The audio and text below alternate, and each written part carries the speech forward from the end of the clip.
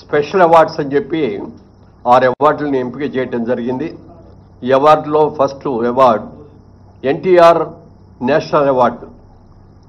ఇది నందమూరి బాలకృష్ణ గారికి ఎన్టీఆర్ గారి అవార్డు ఇవ్వడం జరిగింది. అలాగే జయరాజ్ గారు, పైడి జయరాజ్ గారు అని మన తెలంగాణ నుంచి వెళ్ళిన వ్యక్తే, హిందీ సినిమాల్లో చాలా సినిమాల్లో హీరోగా యాక్ట్ చేసినట్టు వ్యక్తి. వారి పేరు మీద కూడా మొట్టమొదటిసారిగా పైడి జయరాజ్ ఫిల్మ్ అవార్డు అని చెప్పి ఈ ఇండియన్ ఫిల్మ్ పర్సనాలిటీగా ఆయన్ని ఎంపిక చేయడం జరిగింది. దానికి మణిరత్నం గారికి ఇస్తున్నాం ఈ అవార్డుని. ఇది ఆల్ ఇండియా అవార్డు అండి. ఇది ఏ లాంగ్వేజ్ వాళ్ళైనా ఉండొచ్చు దీంట్లో, అందుకని మణిరత్నం గారికి అది ఇస్తున్నాం.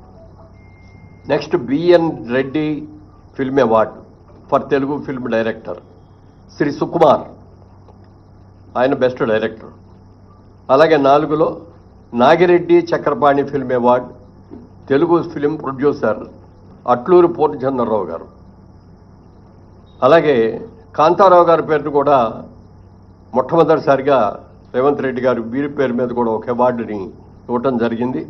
ఆ అవార్డుని విజయ్ దేవరకొండకి కాంతారావు గారు అవార్డు ఇస్తున్నాం. అలాగే Raghupati Venkaiah film award and అంతేకాకుండా అదర్ దాన్ ఫిల్మ్ ఆర్టిస్ట్, అంటే కేటగిరీలో ఫిల్మ్ ఆర్టిస్ట్ కాకుండా అదర్ వాళ్ళకి. దీనిలో ప్రముఖ రచయిత ఎండమూరి వీరేంద్రనాథ్ గారికి ఈ అవార్డు సెలక్షన్ జరిగింది. ఇది అవార్డుల యొక్క వివరాలు. ముఖ్యంగా సినిమా ఇండస్ట్రీ అందరి తరఫున మన ముఖ్యమంత్రి గారికి మనస్ఫూర్తిగా అభినందనలు తెలియజేస్తూ, రాత్రి కూడా చెప్పారు ఆయన, బాగా చేయండి, అందరూ వచ్చేటట్టుగా అటెండ్ అయ్యేటట్టు చూడండి అని చెప్పారు.